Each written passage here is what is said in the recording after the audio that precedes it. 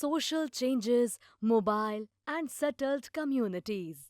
In medieval India, life was not the same for everyone.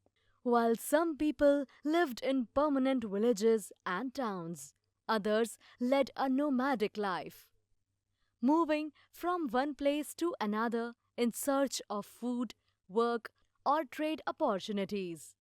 Their different lifestyles shaped Indian society in unique ways. As villages grew into towns, settled communities followed a caste system. Society was divided into four main groups: Brahmins, priests; Kshatriyas, warriors; Vaishyas, traders; and Shudras, workers. At first, caste divisions were based on the work people did, but over time they became hereditary. This meant that a child born into a certain caste had to follow the same profession as their ancestors. While Brahmins performed religious rituals, Kshatriyas ruled and fought battles, Vaishyas engaged in trade, and Shudras worked as laborers or servants. Over generations, castes developed subcastes based on jobs. This system created social divisions, and some were treated as untouchables. Even today, some people follow caste based traditions, while settled communities followed caste based jobs. Some groups lived as nomads. Nomadic groups traveled from place to place, carrying everything they owned with them. They played an important role in trade, exchanging their products with farmers and city dwellers for grains, tools, and clothes. A famous nomadic group, the Banjaras, transported grains to cities and even supplied food to Mughal armies. They traveled in large group of 300 to 400 people with cattle and caravans. They were known for their colorful attire and decorated bullock carts. Because they supplied essential goods to kingdoms, they were highly valued by rulers. Tribes lived in forests, hills, and remote areas following ancient traditions.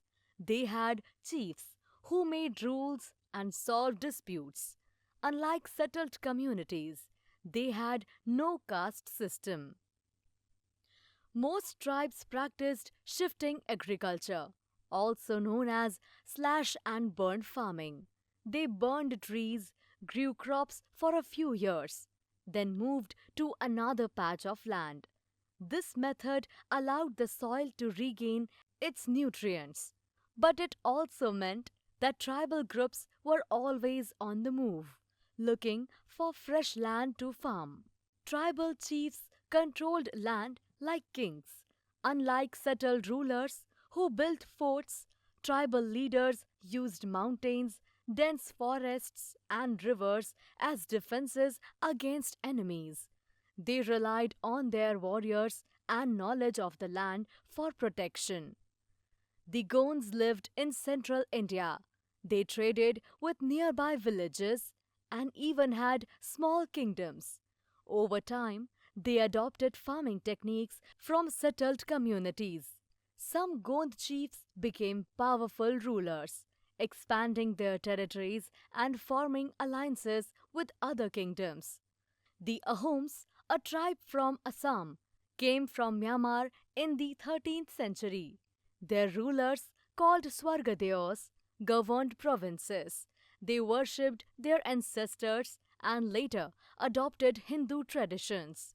The Ahoms built a strong kingdom in Assam, resisting invasions for centuries. They blended their own customs with Indian traditions, creating a unique culture. With time, some tribes adopted settled farming and traded with towns, but some continued their old ways, preserving their unique traditions. Today, many nomads have settled, and some tribal groups have modern jobs.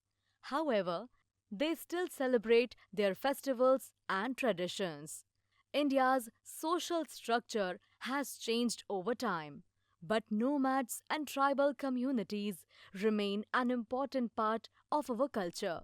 Even though life has modernized, the contributions of nomads and tribes are still visible in India's art, traditions, and economy.